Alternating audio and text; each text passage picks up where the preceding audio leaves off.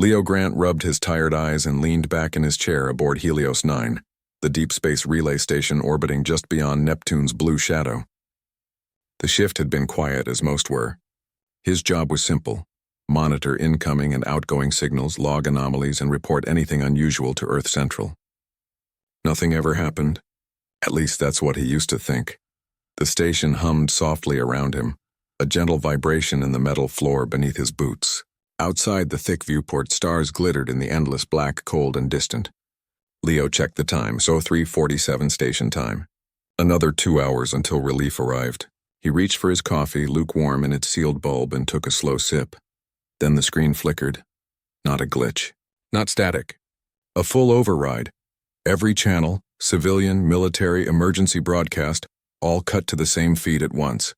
Red priority flags flashed across his console, but the system offered no warning. It was as if something far more powerful had simply shoved its way in. Leo froze, coffee forgotten. The image showed a massive asteroid, hollowed out and fitted with prison cells stacked like honeycombs. Millions of them, and inside humans, thin, pale, wearing torn gray uniforms. Some pressed hands against transparent walls. Others lay motionless on the floor. The camera panned slowly, showing row after row, level after level, stretching into darkness. A digital counter in the corner read, 7S012S843. Leo's breath caught. He knew that number. It matched the last confirmed count of prisoners taken after the Mars Accord collapse 6 months ago. Earth had lost contact with them weeks after their capture. Everyone assumed they were being held for negotiation. No one imagined this. A voice spoke, deep, calm, alien. It wasn't translated at first, but then subtitles appeared in clean white text. This is the Galactic Conquered. You have defied our sovereignty. You have resisted integration. You have bred chaos among the star systems. This is your lesson. Before Leo could react, before he could even shout into the comm, the view shifted. From high above the asteroid, 4 sleek Virex warships slid into frame. Their hulls gleamed like obsidian, smooth and sharp. Without fanfare, without warning, beams of white-hot plasma lanced down from their underbellies. The asteroid didn't explode. It dissolved. One moment it was there, full of people, full of life, and the next it was gone, replaced by a silent, expanding cloud of vapor and light. The camera held steady. The counter in the corner dropped to 0. Then the feed cut. Silence returned to Helios 9. Only the hum of machinery remained. Leo sat motionless, his heart pounding so hard he thought it might crack his ribs. His hands shook as he reached for the emergency override. He typed in the code with trembling fingers, rerouting the entire broadcast directly to Earth Central Command, tagging it with the highest distress priority. Within seconds, confirmation blinked back. Received. Then another message. Broadcast now authorized to all Earth networks. Leo didn't wait. He triggered the station-wide alarm and opened a direct channel to Mission Control. This is Grant on Helios 9. You just saw what I saw. 7 million people, gone on live feed. From the Conquered, his voice cracked. He didn't care. Down on Earth, the world stopped. In Washington, D.C., President Elena Ruiz was reviewing refugee resettlement plans when her aide burst into the Oval Office, face pale. "Madam President, you need to see this now." She followed him to the Situation Room. On every screen, the same footage played on loop. The asteroid, the prisoners, the fire. The silence after Ruiz didn't speak for a full minute. She just watched, her jaw tight, her fingers gripping the edge of the table until her knuckles turned white. Then she turned to her communications director. "Get me the UN, full emergency session, and patch me into every major news network. I want every human being on this planet to hear this." Within the hour, her face appeared on every screen on Earth, from Tokyo to Nairobi, from Buenos Aires to Oslo. She stood at a simple podium, no flags behind her, just a dark suit and eyes that held a storm. "Earlier today," she began, her voice low but clear, "the so-called Galactic Conquered murdered 7 million unarmed human prisoners of war. They did it on purpose. They did it in front of us. And they called it a lesson." She paused, letting the weight settle. This was not an act of war. This was genocide. The word hung in the air like smoke. Across the planet, people gathered in streets, in homes, in shelters. Some wept, some shouted. Others stood in stunned silence. For the first time in decades, Earth felt like one people. Not Americans, not Chinese, not Nigerians or Brazilians, but humans. And they had just watched their own slaughtered like animals. In a small apartment in Chicago, a teenager named Marcus rewound the footage again and again, tears streaming down his face. His older sister had been stationed on Mars during the Accord uprising. She never came home. Now he knew why. In Sydney, a retired engineer named Helen turned off her television and walked to her garage. She opened a dusty toolbox and began taking apart an old fusion regulator. She didn't know what she was building yet, but she knew she couldn't just sit and cry. Back on Helios 9, Leo finally stood up. His legs felt weak, but his mind was sharp. He pulled up the raw data from the broadcast, timestamps, signal origin, energy signatures. He saved everything to a secure drive and encrypted it with a code only Earth Command could break. Then he sent it again, just in case.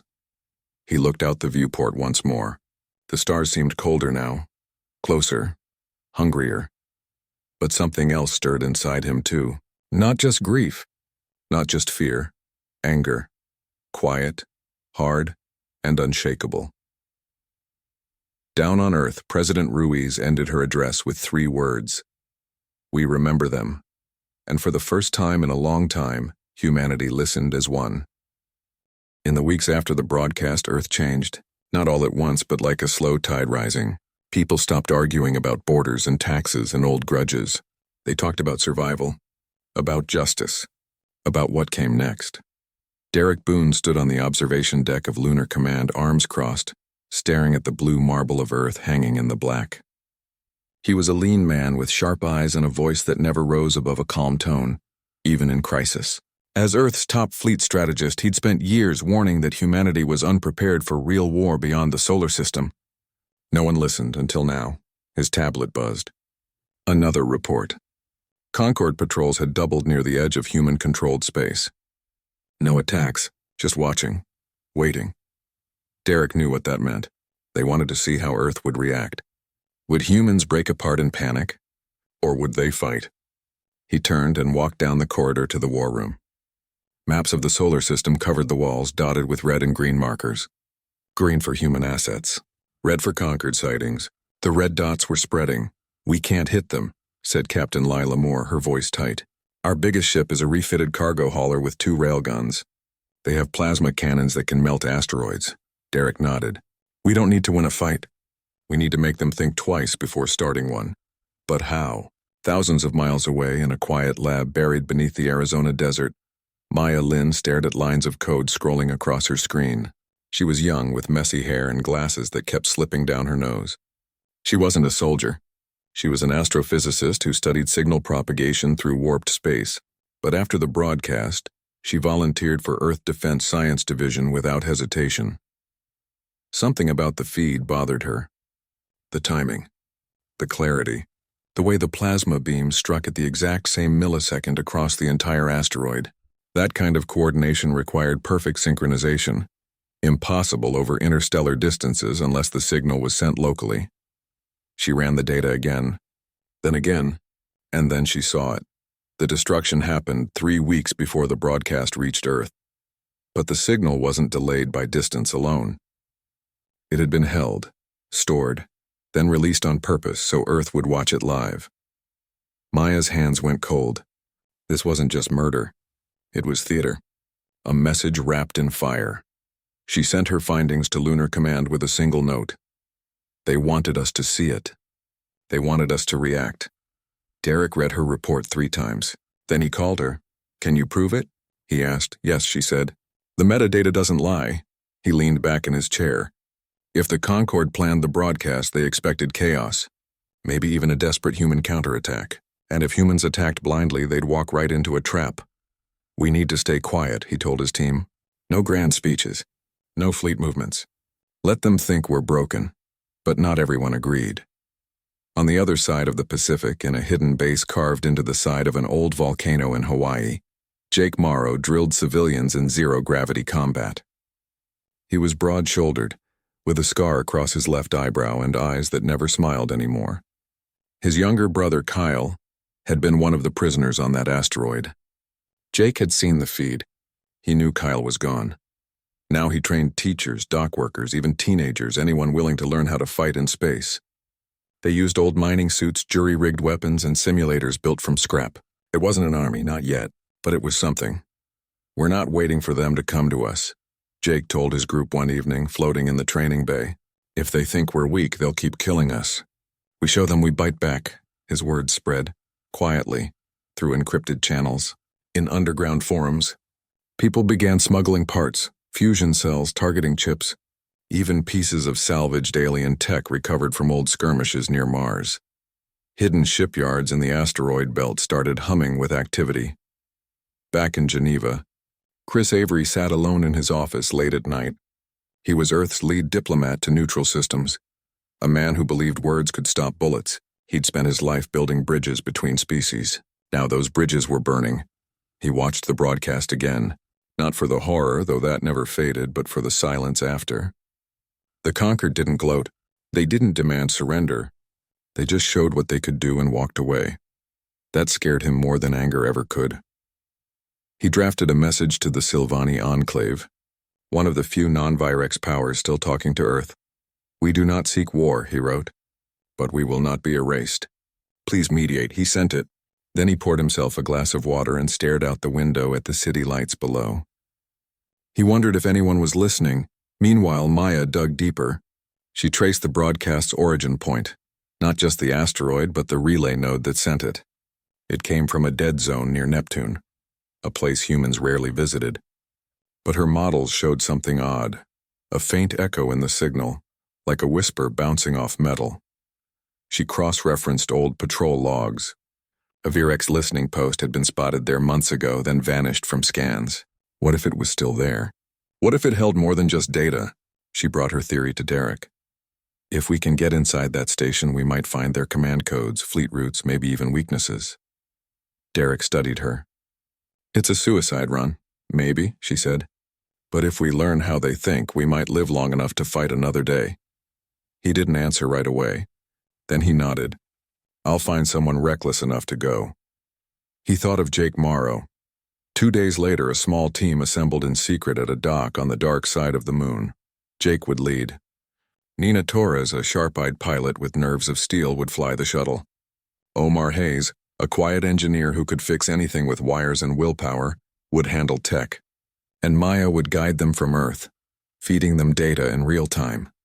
They boarded a ship no bigger than a bus, painted black, with no name and no markings, just a hull, engines, and hope.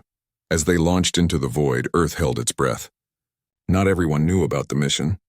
Not everyone believed it would work. But for the first time since the broadcast, humanity wasn't just grieving. It was moving. Jake looked out the viewport as Neptune grew larger in the distance. He thought of his brother, of the 7 million, of the silence that followed the fire. He wouldn't let that silence be the end. The shuttle slipped into the shadow of a dead moon, heading for a signal only Maya could see. Ahead lay danger, but also answers, and maybe, just maybe, a chance to make the conquered regret ever showing Earth what they could do. Tension grew on Earth like a storm building in silence. Not everyone believed fighting back was the answer. In Geneva, Chris Avery stood before a crowd of diplomats, his voice calm but urgent. He argued that war would only bring more death, that the Concord might still be reasoned with if Earth showed restraint. His words found ears in Europe, South America, even parts of Africa. Peace rallies formed in city squares. People held candles and signs that read, "Remember, don't retaliate," but others saw it differently. In shipyards hidden among the asteroids, workers welded armor onto freighters. In underground labs, scientists tested human-made weapons against captured alien shielding. President Elena Ruiz walked a thin line, honoring the grief of millions while preparing for a war no one wanted, but everyone feared was coming. She approved Project Phoenix in secret. The plan was simple. Take old cargo ships, strip them down, and rebuild them into fast, smart fighters. No heavy guns. No big crews. Just speed, stealth, and AI-guided targeting systems designed by Myelin's team. The ships wouldn't win a head-on battle, but they might survive long enough to strike where it hurt. Derek Boone oversaw the project from Lunar Command. He knew Earth couldn't match the Conquered in firepower, but maybe they could outthink them. Maya's discovery about the neural-linked command hubs gave him an idea. If the Virex fleet relied on a single network to coordinate, breaking that link could blind them, even for a few seconds. In space combat, a few seconds was forever. While Project Phoenix moved forward in shadows, Jake Morrow's team neared their target. The Virex listening post hung in the dark near Neptune, a jagged spire of black metal wrapped in ice. It looked abandoned, but sensors showed faint power readings inside. Nina Torres eased the shuttle into a slow orbit, keeping them in the planet's shadow. "No movement," she whispered over the comms. "No signals. Feels like a tomb." "Tombs can still bite," Jake replied, checking his gear. He wore a modified pressure suit with extra plating over the chest and arms. Omar carried a satchel of tools and a portable decryption unit. They would go in quiet, no weapons unless needed. They docked using magnetic clamps and cycled through the airlock. Inside, the station was cold and dark. Frost coated the walls. Lights flickered weakly in the distance. The air smelled stale, like old metal and ozone. They moved slowly, boots clicking on the grating. Maya's voice came through their earpieces, soft but clear. "I'm reading data pulses from the central core. It's still active. Be careful." Omar found a terminal and plugged in his device. Lines of alien code scrolled across his screen. He frowned. "This isn't just a relay. It's a command node. Smaller than the main hubs, but part of the same system." Jake watched the hallway behind them. "How long to copy what we need?" 10 minutes. "Maybe less." As Omar worked, Jake noticed something odd.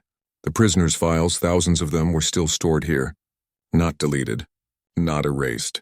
Just sitting in a secure folder labeled Final Archive. He opened one at random. A young man from Jakarta. Captured during the Mars uprising. Last entry. Subject exhibits strong resistance. Recommend termination as example. Jake's jaw tightened. This wasn't just about war. It was about fear. The Concord didn't just want to win. They wanted to break humanity's spirit. Then alarms blared, red lights flashed. Doors slammed shut down the corridor. Omar cursed. They triggered a remote wipe. "I've got 30 seconds before everything's gone." He hit a button. "Got it. Let's move." They ran back toward the airlock, but the path was blocked. A security drone hovered ahead, its single red eye scanning them. Jake raised his hand slowly.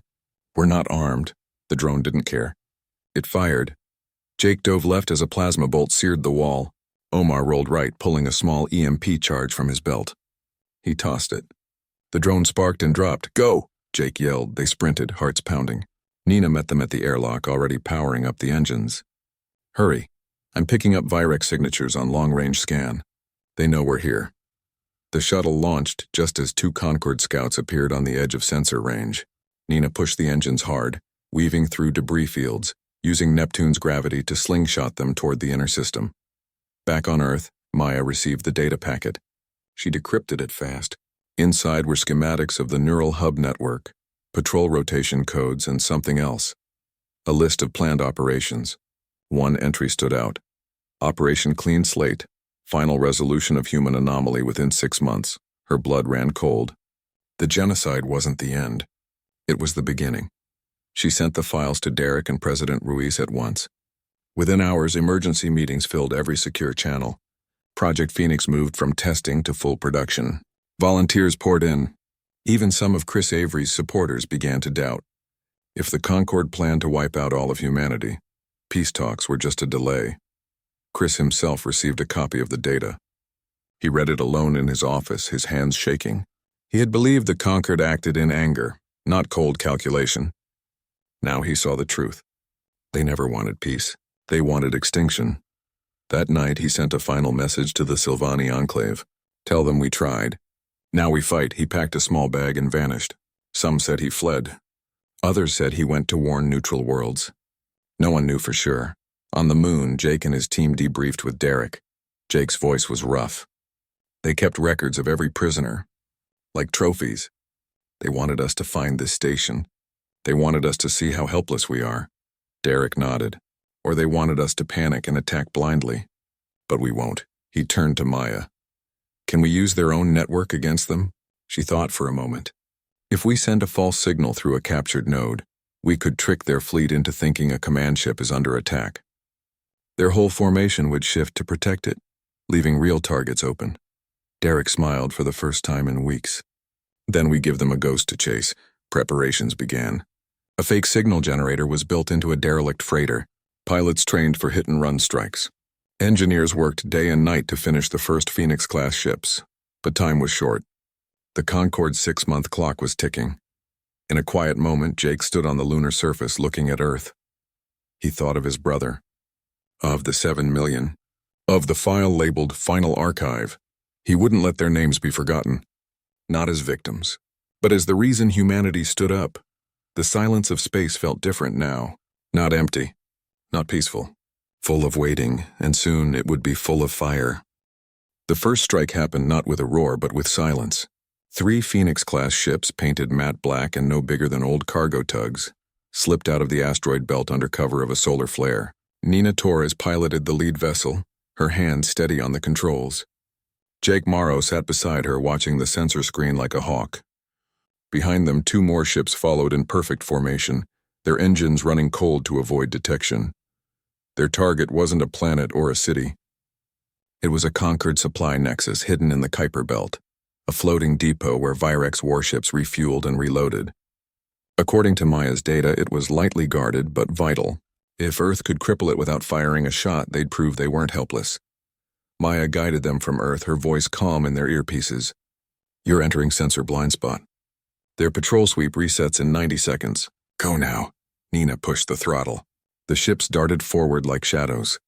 The depot loomed ahead, a cluster of bulbous modules connected by glowing tubes, surrounded by drifting fuel tanks. 2 Virex frigates hovered nearby, their hulls dark and smooth. But Maya's plan didn't require fighting them.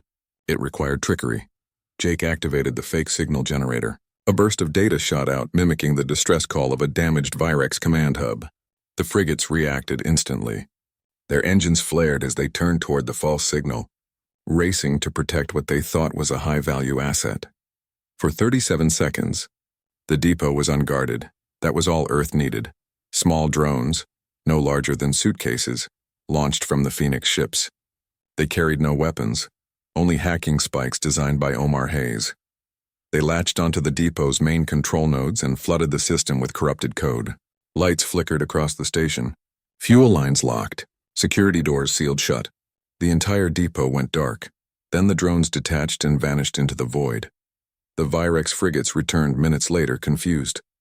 Their scans showed no damage, no intruders, just a system-wide crash. They rebooted the depot, but it would take hours to restore full function. Hours Earth could use. Back on Earth, cheers erupted in Lunar Command. Derek Boone allowed himself a small nod. It wasn't a victory in the old sense, no explosions, no bodies, but it was something better. Proof that humans could outsmart a stronger enemy. News of the strike spread fast, though Earth kept the details secret. People whispered about ghost ships and silent raids. Morale, which had been hanging by a thread, began to rise. Volunteers flooded recruitment centers. Factories ran double shifts. Even children drew pictures of black ships with wings of light. But not everyone celebrated. Chris Avery had not fled. He'd gone to the neutral trade station orbiting Titan, where envoys from a dozen species gathered. He carried a copy of the genocide footage and Maya's data on Operation Clean Slate. He showed it to the Qatari ambassador, a tall being with silver skin and eyes like cracked glass. "They're coming for you next," Chris said quietly. "After Earth, who resists? You, the Sylvani. Anyone who won't bow." The ambassador watched the footage without blinking. When it ended, he simply said, "We know." Chris blinked. "You knew?" "We suspected. But proof changes things." 2 days later, a Qatari freighter docked at Lunar Command.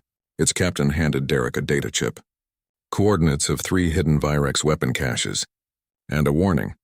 The Concord is preparing a full fleet mobilization. They think you're still weak. Derek thanked him and passed the intel to Maya. She cross-referenced it with their own maps. One cache was near Saturn's rings, another near Pluto.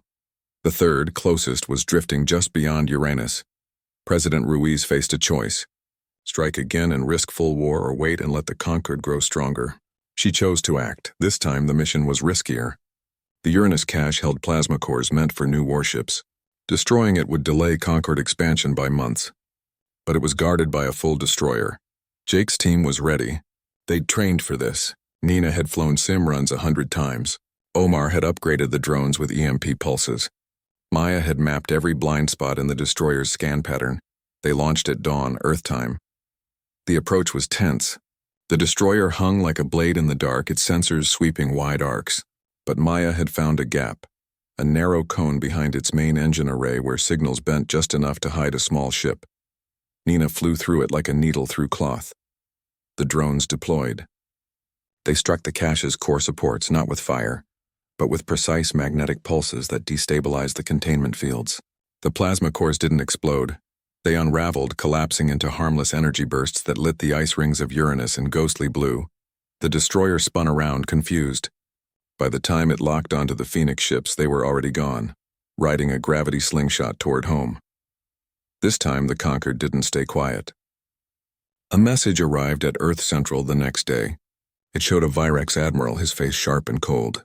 "Your tricks end now. Surrender all military assets. Accept permanent demilitarization, or your worlds will burn like your prisoners did." The ultimatum gave Earth 7 days to decide. Panic flared in some cities. But most people stood firm. They'd seen what surrender meant. They'd watched 7 million vanish in fire. They wouldn't kneel. In Geneva, Chris Avery sent one last message, not to Earth but to every neutral system in the galaxy. He attached the genocide footage, the Operation Clean Slate files, and recordings of the Concord's threats. "This is not just Earth's fight," he wrote. "It is yours too." Then he disappeared again. On the moon, Jake stood with Nina and Omar looking at the stars. They were tired, scared, but not broken. "We bought time," Jake said. "Not enough," Nina replied. "Maybe not," Omar added, "but it's something." Down on Earth, President Ruiz prepared her answer to the Concorde.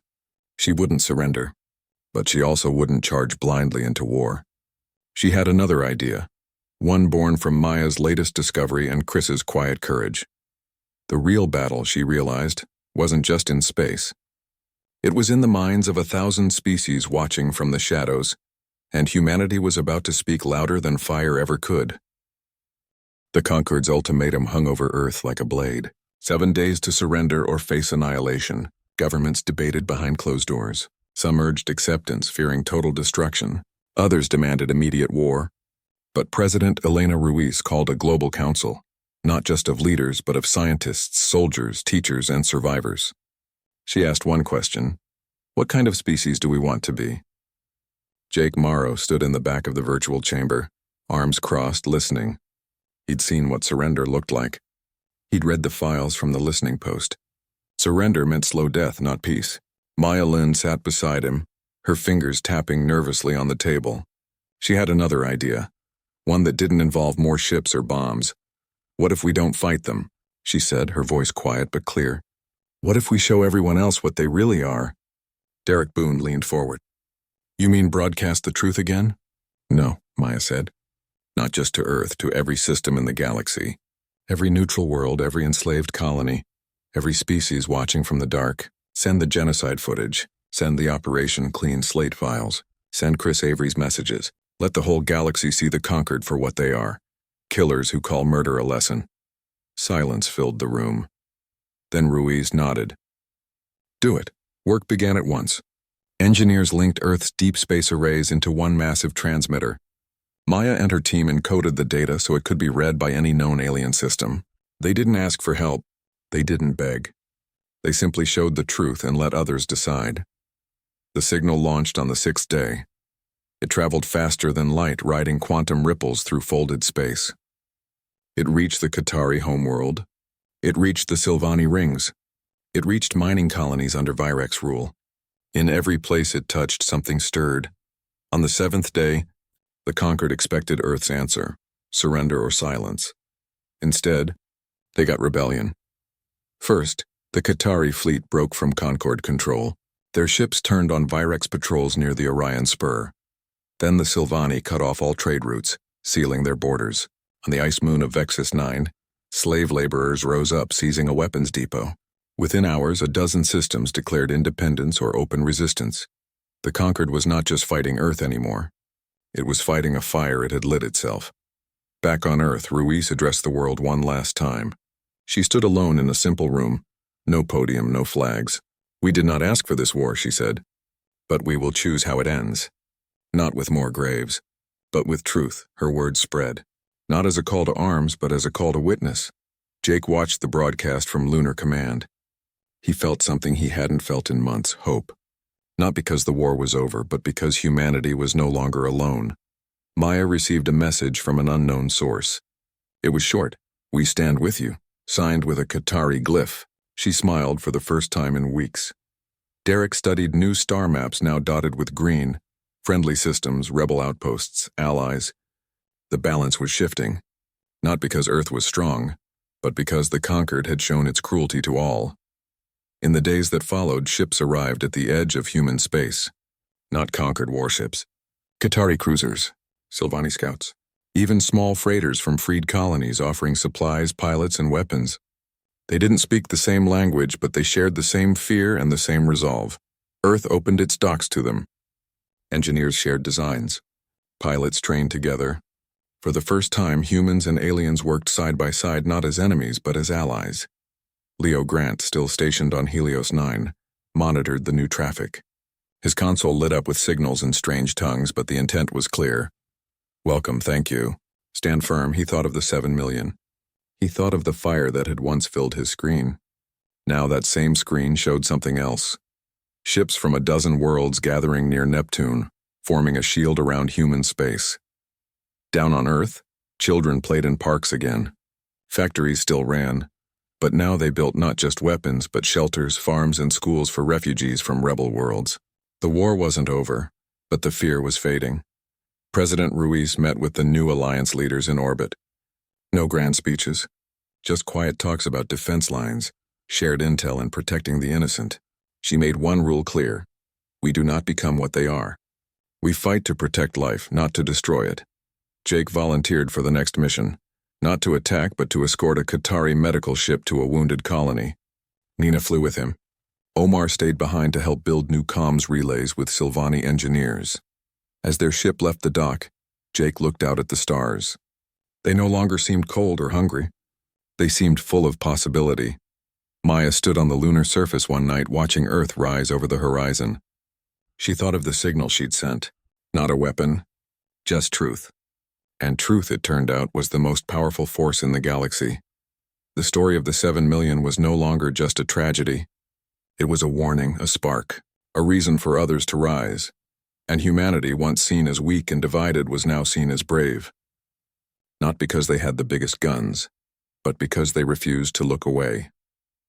Leo, back on Helios 9, received a final message from Earth Central. It was simple: "Thank you for seeing first." He saved it. Then he turned back to his console, ready for whatever came next. The stars burned on, but now among them something new burned too, light, not fire. Hope, not fear, and the quiet, unshakable will of a species that chose to stand, not fall, and that was enough.